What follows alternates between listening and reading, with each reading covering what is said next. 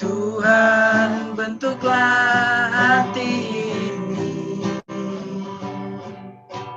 jadi bejana untuk hormat-Mu, cemerlang bagai emas murni. Tuhan, ku serahkan hatiku. Tuhan, ku serahkan hatiku. Amin. Semua ku berikan padamu. Kuduskan tinggal kudus selalu, agar aku menyenangkan-Mu, menyenangkan-Mu, senangkan-Mu. Hanya itu kerinduanku, menyenangkan-Mu, senangkan hati-Mu. Hanya itu kerinduanku, Menyenangkan-Mu, menyenangkan-Mu, senangkan-Mu. Hanya itu kerinduanku, menyenangkan-Mu, senangkan hati-Mu. Hanya itu kerinduanku, hanya ini Tuhan. Hanya itu kerinduanku, hanya ini kerinduan kami. Hanya itu kerinduanku.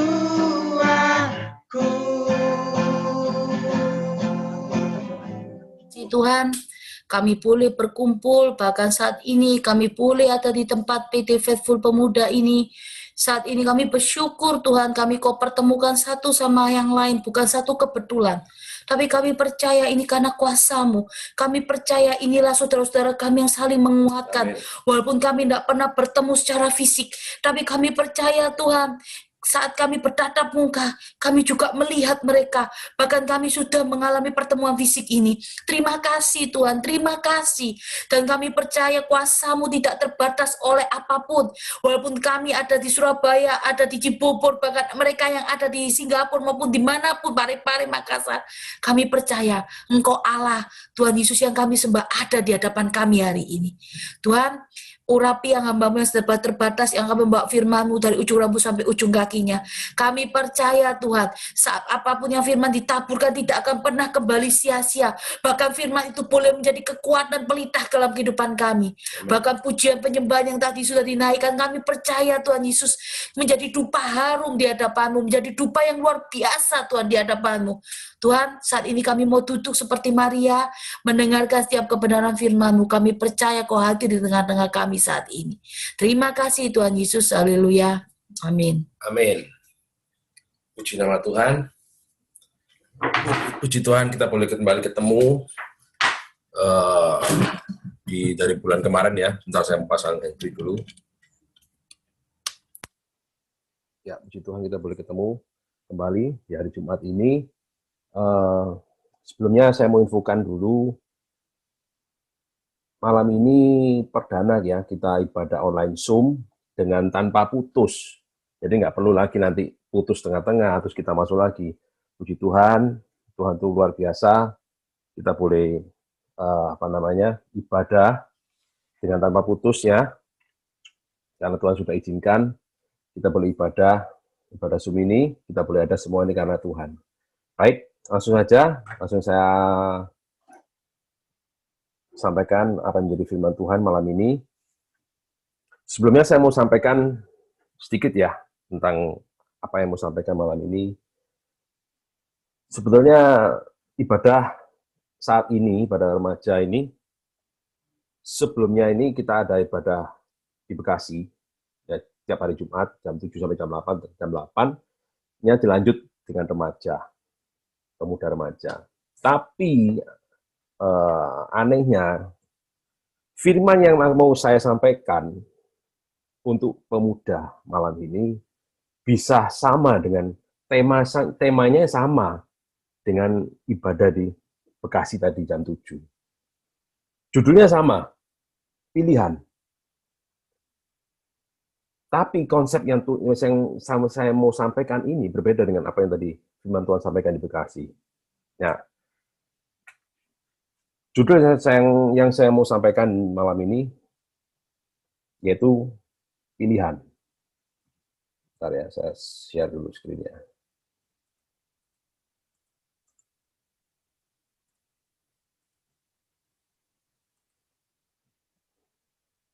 Nah, pilihan. Tentunya kita hidup di dunia pasti diperhadapkan dengan yang namanya pilihan. Dan kita kecil sampai saat ini, terus tiap saat kita diperhadapkan dengan sebuah pilihan. Bahkan tiap saat, contohnya ini, kita di jalan, mengendarai kendaraan, yaitu motor atau mobil, kita dikasih sebuah pilihan. Kita mau taat akan peraturan-peraturan yang ada, atau kita mau melanggar peraturan yang ada. Tentu, segala pilihan yang kita ambil, pasti ada resiko dan akibatnya. Dan itu yang kita harus tanggung, segala resiko dan akibatnya. Dan sebuah pilihan itu tidak pernah lepas dari kehidupan kita. Bahkan, Tuhan Yesus pun saat datang ke dunia, dia juga diperhadapkan dengan pilihan. Pada saat dia dicoba di padang gurun, dia diperhadapkan dengan pilihan. Dan seringkali kita mengambil pilihan yang kita anggap baik. Seringkali kita diperhadapkan dengan sebuah pilihan, dan kita mengambil pilihan yang kita anggap baik. Ya. Dan segala pilihan yang kita ambil, pasti ada risiko dan akibatnya. Nah, pilihan yang kita ambil ini seringkali kita anggap baik. Wah, ini baik bagi saya, ya sudah, kita lakukan. Kita ambil, saya ambil. Padahal pilihan yang baik itu belum tentu benar di hadapan Tuhan.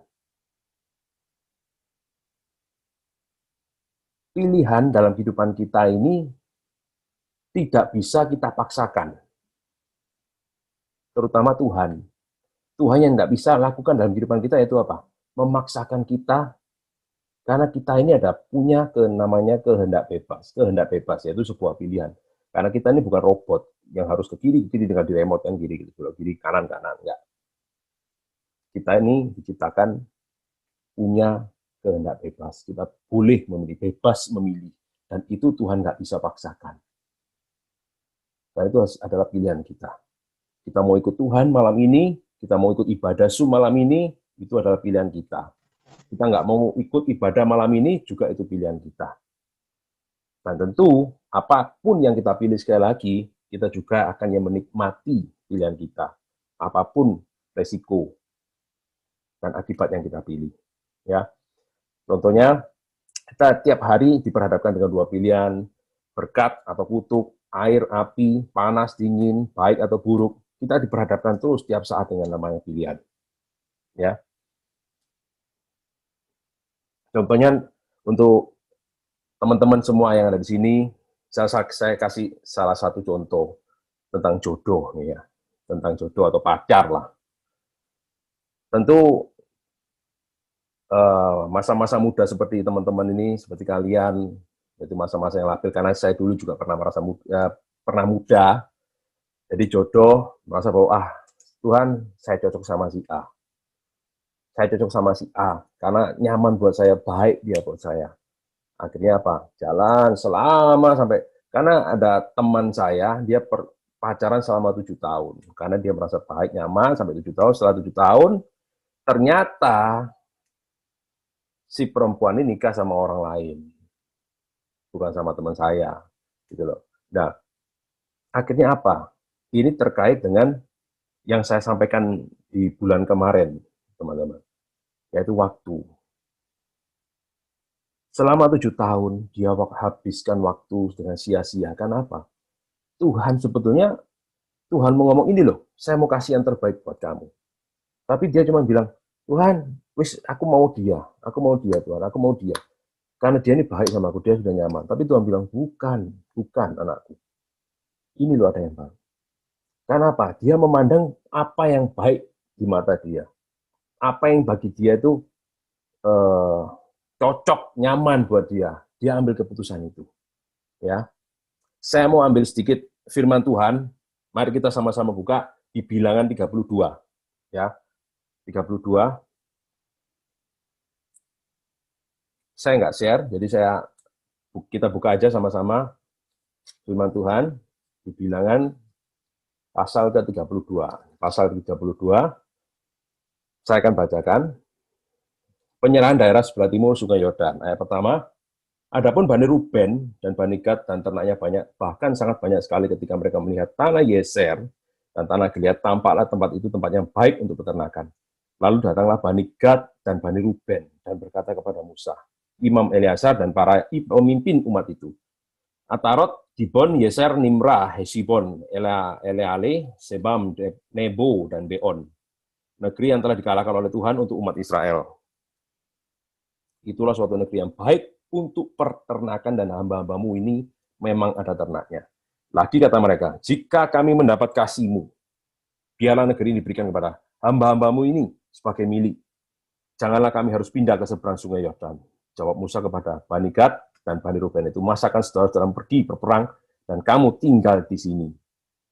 Stop sampai situ. Saya mau tekankan begini. Saya sedikit cerita ya tentang firman Tuhan di sini. Ada dua suku, suku Ruben, suku Gad, dan suku Manasye. Suku Manasye ini enggak semua, tapi separuh.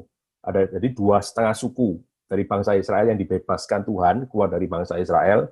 Ya, suatu saat mereka tiba di ujung mau mendekati Sungai Yordan, dan Sungai Yordan ini di seberangnya itu ada tanah Kanaan. Tanah Kanaan. Jadi tinggal mereka menyeberangi sungai tersebut, mereka sudah masuk tanah Kanaan. Ya, tanah Kanaan itu apa? Ingat, tanah Kanaan adalah tanah yang dijanjikan Tuhan, tanah perjanjian, the promised land. Ya, Tuhan yang mau kasih itu, ya kan? Tapi suku Ruben, Gad, dan setengah dari suku Manasye ini melihat tanah yang dia injak, padahal mereka belum nyebrang ya, masih di pinggir Sungai Yordan, belum nyebrang ke Sungai Yordan. Dia melihat tanah ini cukup subur. Sedikit info, Ruben dan Gad ini adalah suku yang paling hebat dalam beternak. Jadi ternaknya dia cukup banyak. Karena dia melihat begini, tanah yang dia injak di tepi Sungai Yordan, sebelum dia nyebrang Sungai Yordan untuk masuk tanah Kanaan. Jadi dia melihat tanah yang dia injak ini tanah yang cukup subur. Dia melihat, wah ini tanah ini cocok nih buat ternak saya. Tanah ini cocok luar biasa, subur luar biasa. Ingat teman-teman, tanah yang mereka injak ini bukan tanah perjanjian. Tanah perjanjian Tuhan ada di seberang dari Sungai Yordan. Berkatalah 2,5 suku ini, berkatalah mereka kepada Musa. Musa, ya ayat tadi kan, ayat kelima. Lagi kata mereka, jika kami mendapat kasih-Mu, biarlah negeri ini diberikan kepada hamba-Mu ini sebagai pemilik. Janganlah kami harus pindah ke seberang Sungai Yordan. Ayat kelima ya.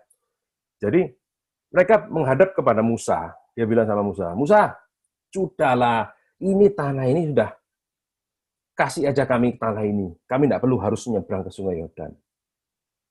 Kami tidak harus menyeberangi sungai ini masuk ke tanah Kanaan. Cukup tanah ini aja kami kasih. Sekali lagi teman-teman, apa yang mereka pandang baik, apa yang mereka pandang baik untuk kehidupan mereka, itu mereka ambil. Itu bukan dosa, tapi itu pilihan. Pilihan, itu bukan dosa. Cuman sekali lagi saya ingatkan, tanah yang dijanjikan Tuhan ada di seberang, bukan yang tanah yang di tepi, yang sebelum seberang Sungai Yordan. Ya, jadi apa jawab Musa? Ayat ke-6. Jawab Musa kepada Bani Gad dan Bani Ruben itu. Ayat ke-6. Masakan saudara-saudaramu pergi berperang dan kamu tinggal di sini. Jadi Musa bilang gini, masakan kamu tinggal di sini, sedangkan saudara-saudaramu seperti suku Benyamin, suku lainnya, menyeberangi Sungai Yordan dan merebut tanah Kanaan dan berperang di tanah Kanaan. Dan kamu tenang-tenangan, enak-enakan tinggal di sini. Jawab Musa seperti itu. Ya kan? Dan akhirnya Musa berkata kepada mereka, baik, tanah ini akan aku berikan kepadamu. Tanah ini akan aku berikan kepadamu. Tapi bantulah saudara-saudara menyeberangi Sungai Yordan dan berperang di tanah Kanaan. Barulah kamu kembali ke sini, tanah ini akan aku berikan kepadamu. Jadi ada perjanjian antara Musa dengan 2,5 suku tersebut. Suku Ruben, Gad, dan setengah dari suku Manasye. Jadi ingat ya, teman-teman, tanah perjanjian Musa dengan tanah perjanjian Tuhan. Jadi sebelum menyeberangi Sungai Yordan, itu adalah tanah yang diberikan oleh Musa. Tanah yang diberikan Musa kepada 2,5 suku ini. Sedangkan di seberang sana, itu adalah tanah pemberian Tuhan. Tanah pemberian Tuhan, tanah yang dijanjikan Tuhan.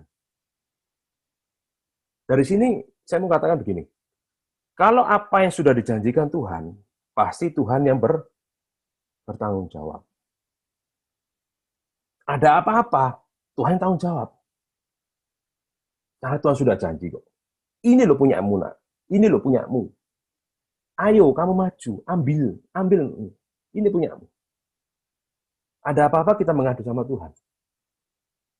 Tapi kalau tanah yang dianggap oleh 2,5 suku ini baik bagi mereka, ingat, ini tanah pemberian Musa. Musa manusia. Dan setelah Musa mati, dia mau bertanggung jawab sama siapa? Dia mau menanyakan kepada siapa? Musa sudah meninggal. Dan pada saat Musa meninggal, mereka ini sudah berperang nih.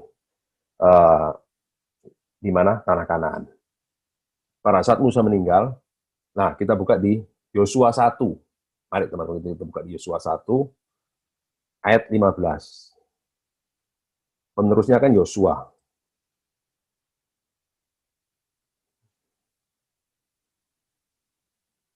Bentar.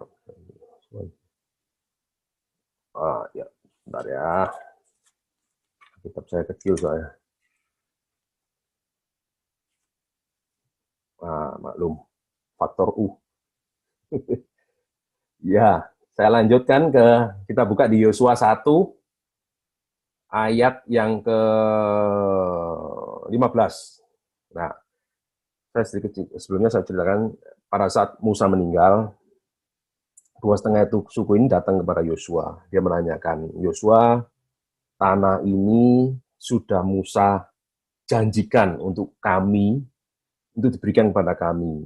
Ya, ini jawab Yosua ayat 15. Sampai Tuhan mengaruniakan keamanan kepada saudara-saudaramu seperti kepada kamu juga, dan mereka juga menduduki negeri yang akan diberikan kepada mereka oleh Allah Tuhanmu. Kemudian bolehlah kamu pulang kembali ke negerimu dan menduduki negeri yang diberikan Musa, hamba Tuhan itu, kepadamu di seberang Sungai Yordan, di sebelah matahari terbit.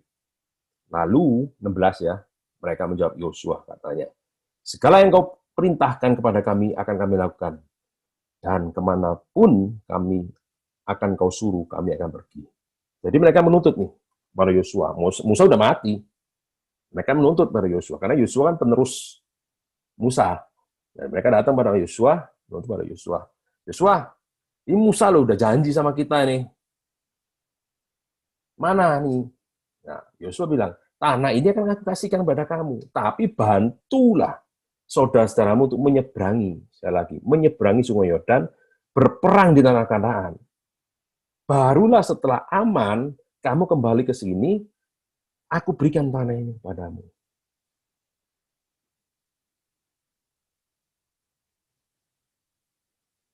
Itu teman-teman. Jadi, dari poin cerita tersebut, cukup menarik. Jadi saya baca ayat ini cukup, wah ini arti sebuah pilihan. Dan ini seringkali terjadi dalam kehidupan kita. Contohnya salah satu dari teman saya itu, dia merasa bahwa gini, apa yang dia pandang baik, apa yang dia anggap, wah ini sudah cocok sama saya. Wah ini sudah terbaik dalam kehidupan saya. Ya sudah, dia pilih. Padahal bukan itu yang Tuhan mau. Tuhan mau apa? Itu di seberang Sungai Yordan. Kita harus seberangi. Kita harus berperang di sungai tanah Kanaan. Tanah berperang dalam arti apa? Kita harus bergumul. Bergumul dengan apa? Mungkin zaman dulu berperang ya, pedang, apa.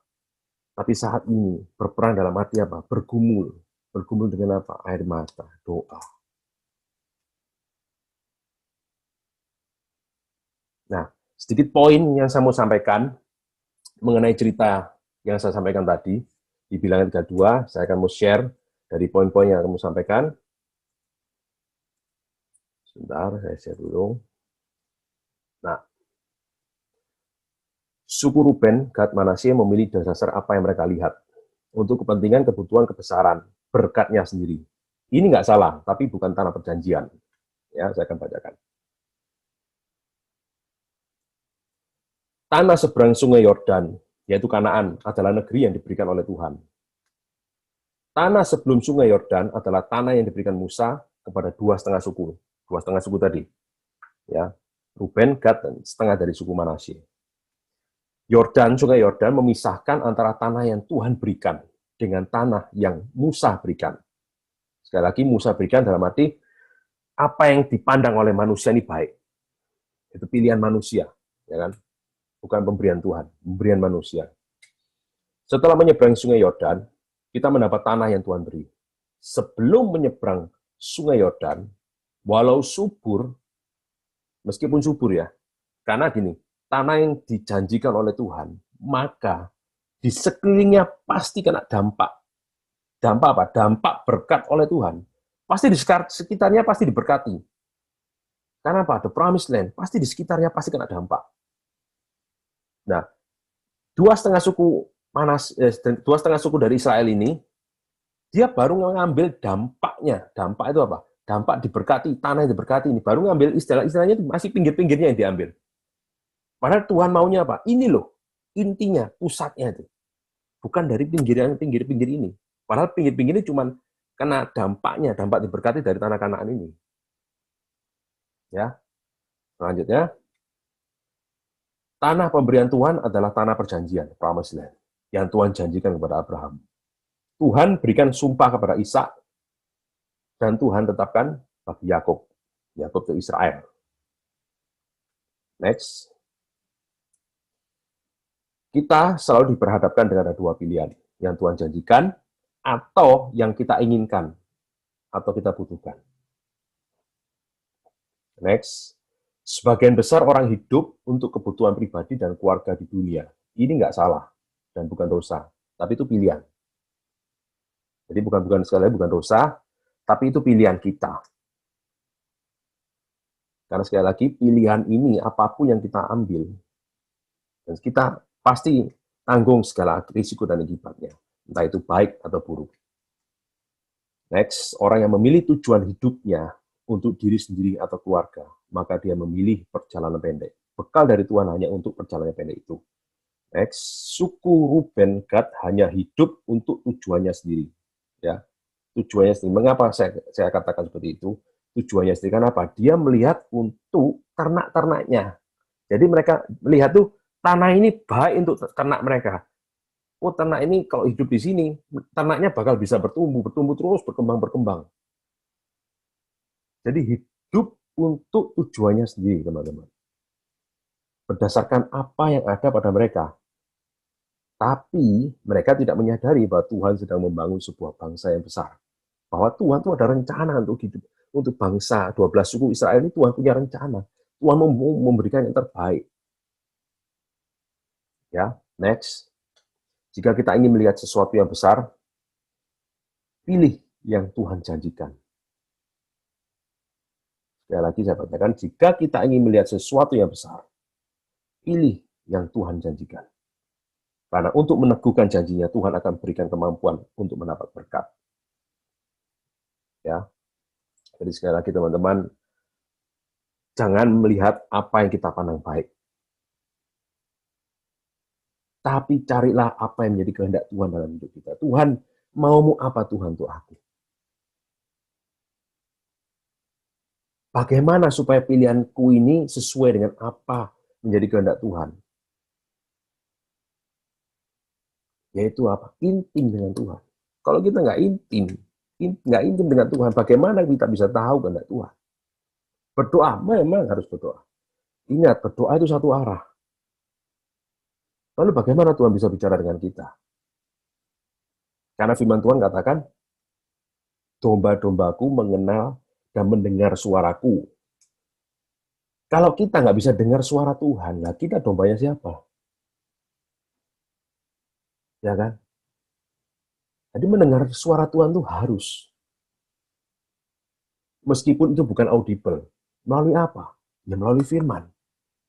Melalui firman. Kan melalui firman ini Tuhan bisa ngomong melalui kita. Pada kita, gitu loh. Karena firman-Nya ini adalah Tuhan sendiri. Coba teman-teman mulai saat ini baca firman Tuhan. Jangan pernah bolong. Nggak usah banyak-banyak. Satu pasal perjanjian lama, satu pasal perjanjian baru. Mungkin yang lainnya ada yang belum kami ajari ya. Jadi gini, kalau kami semua memang punya visi dan misi ya dalam pelayanan Faithful ini.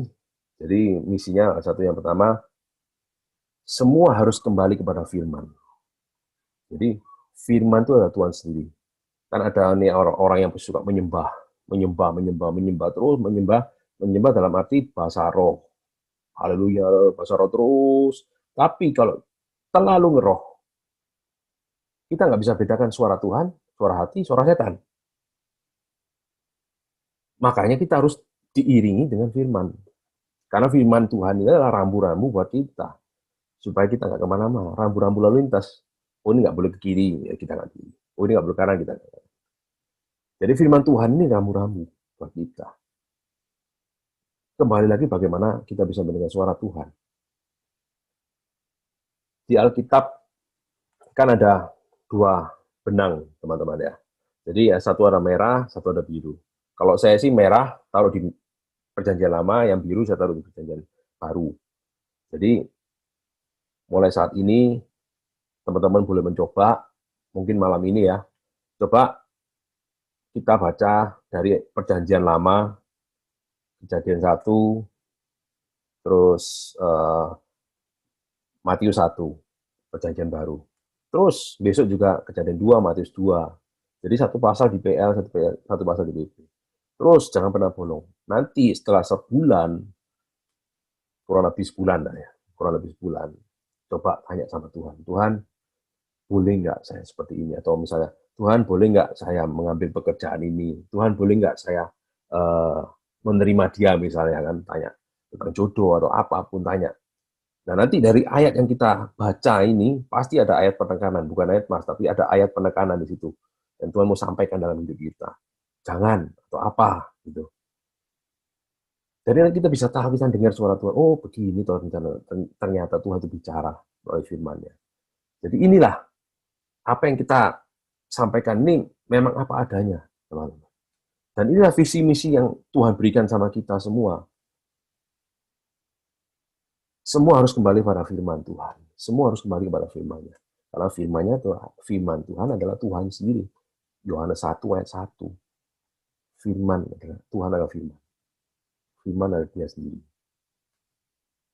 Semua harus kembali kepada firman.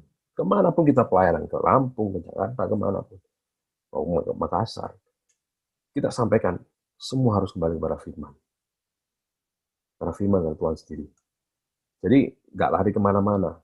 Jadi kita mengajarkan bagaimana supaya jemaat yang kita layani itu bisa mendengar suara Tuhan sendiri. Mereka bisa ketemu dengan Tuhan sendiri. Dan begitu pun juga saya mau dengan teman-teman, supaya teman-teman ini bisa mendengarkan Tuhan sendiri, apa yang Tuhan mau. Bisa seru, oh Tuhan bisa ngomong ya. Tuhan bisa ngomong ya melalui firman-Nya. Oh begitu. Jadi jangan pernah malas baca firman Tuhan. Paksakan, ambil waktu. Bisa pagi nggak bisa, atau siang, sore, malam, terserah. Tapi jangan sampai bolong. Bawa pilihanmu kepada Tuhan. Tuhan, mungkin saya juga pernah muda.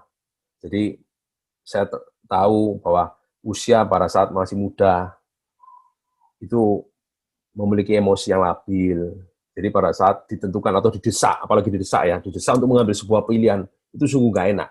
Ayo cepet-cepet dikasih deadline, kasih bulan. Akhirnya ya sudah, saya mau yang ini. Nah kan gitu.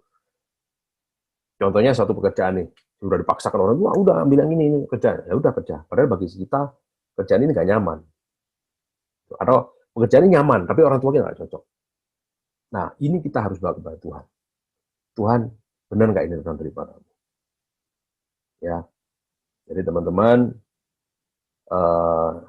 saya juga mau katakan bahwa tadi kesaksian dari Yonatan cukup menguatkan, dalam arti begini, pada saat dia galau, dia lari kemana? Mendengarkan lagu-lagu dunia, ya kan? Nah, itu juga sebuah pilihan dalam hidup kita. Kita mau mendekat sama Tuhan atau lari dari Tuhan. Itu pilihan. Kita mau semakin galau, menikmati kegalauan kita, atau bangkit dari kegalauan kita. Itu semua pilihan ada sama teman-teman semua. Pilihan ada sama teman-teman kita.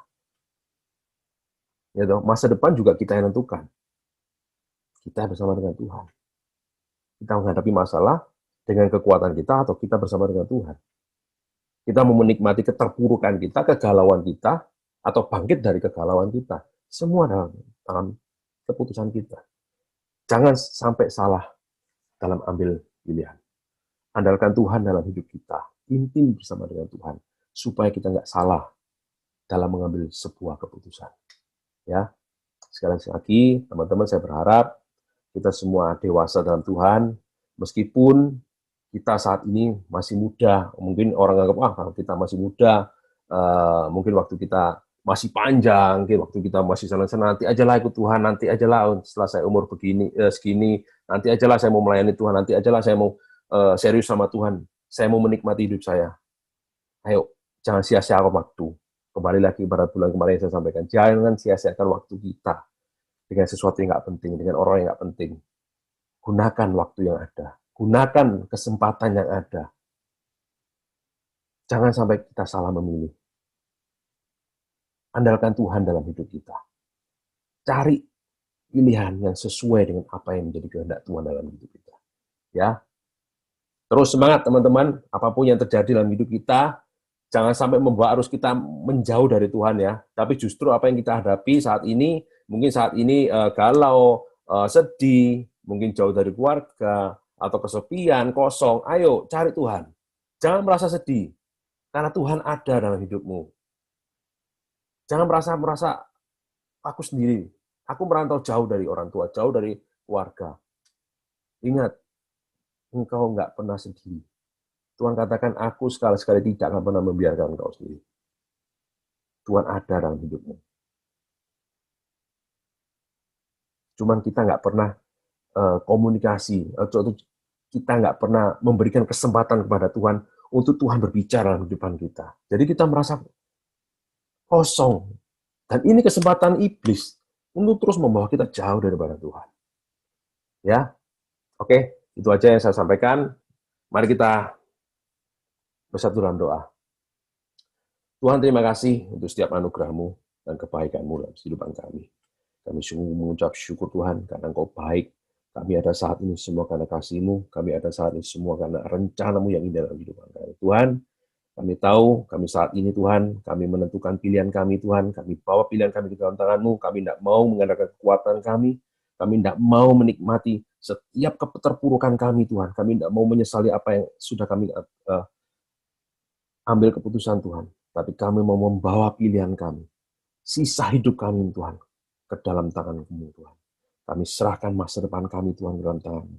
Berkati kami, apapun yang kami kerjakan, apapun yang kami lakukan, Tuhan Kau Allah menyertai. Kau Allah campur tangan, biar apapun yang kami lakukan, apapun yang kami kerjakan Tuhan, seturut dengan apa yang menjadi kehendak-Mu dalam hidup kami. Biar kami nggak salah apapun yang menjadi kepilihan. Tuhan, kami mau intim bersama dengan-Mu. Kami mau Engkau berbicara di depan kami. Kami mau Tuhan Engkau tuntun setiap langkah kami agar kami tidak salah dalam kami ambil keputusan Tuhan. Berkati kami. Berkati kami Tuhan yang kami saat ini jauh dari keluarga. Berkati kami saat ini kami dalam kegalauan. Tuhan, Kau kuatkan kami. Kau berikan kami Tuhan kekuatan yang baru. Kau berikan kami Tuhan kasih-Mu yang melimpah dalam kehidupan kami. Kau berikan kami penghiburan dalam kehidupan kami. Kau mengisi segala kekosongan hati kami Tuhan. Kau memenuhi setiap hati kami. Terima kasih buat firman-Mu, Tuhan. Mengatakan semua yang dalam hati kami. Ajar kami terus, Tuhan, untuk menjadi pelaku-pelaku firman-Mu yang terus untuk menyenangkan hati-Mu, ya Bapa. Berkati kami, Tuhan. Terima kasih, Bapa. Terpujilah nama-Mu. Di dalam nama-Mu, Yesus, kami sudah berdoa menjawab syukur. Amin.